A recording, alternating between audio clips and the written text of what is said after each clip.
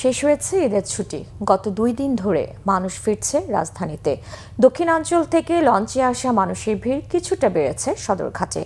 অনেক কর্মস্থলে যোগ দিতে একটু আগেভাগেই রাজধানীতে ফিরছেন। এদিকে কমলাপুর স্টেশনেও রাজধানী ফেরত যাত্রীর চাপ তুলনামূলক কম। তবে কমলাপুরে আজও রাজধানী ছেড়ে যাওয়া মানুষের ভিড় দেখা গেছে।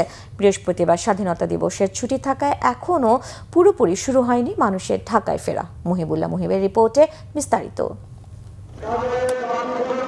এখনো দক্ষিণাঞ্চলের বিভিন্ন এলাকার মানুষের অন্যতম প্রধান বাহন লঞ্চ। ঈদে নৌপথে বাড়ি ফেরা মানুষের সংখ্যা কম নয়। ঈদ শেষ, ধীরে ধীরে মানুষ ফিরতে শুরু করেছেন নিজ নিজ কর্মস্থলে। তবে লঞ্চগুলোতে সপরিবারে ফেরার সংখ্যা তুলনামূলক কম। সদরঘাটের নিরাপত্তা ও শৃঙ্খলা রক্ষায় নেওয়া হয়েছে বাড়তি ব্যবস্থা। এবার ঈদটা খুবই সুন্দর কাটছে, জামজট পাইলাম না, খুবই ভালো হয়েছে। যাওয়ার সময় জাম পেলাম না, আসার সময় জাম পেলাম না। আগেই গেছি এবং আগেই চলে আসছি, যার ফলে জামটা বা কষ্টটা আমাদের হয় নাই। আত্মীয় স্বজনের সাথে সবাই এক মিলেমিশে আমরা ঈদ উদযাপন করেছি এবং খুব ভালোই লাগলো।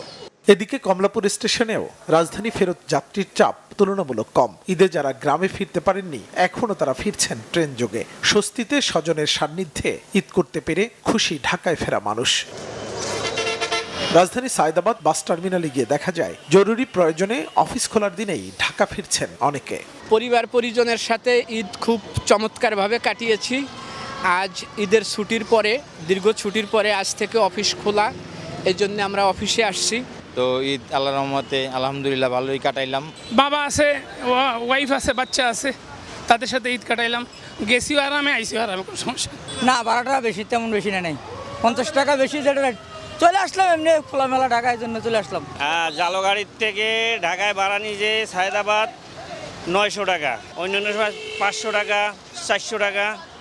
ঈদের পর প্রথম অফিস খুলেছে, তবে তার প্রভাব পড়েনি নগরীর রাস্তাঘাটে। বেশিরভাগ সড়কেই যানবাহন ছিল অনেকটাই কম।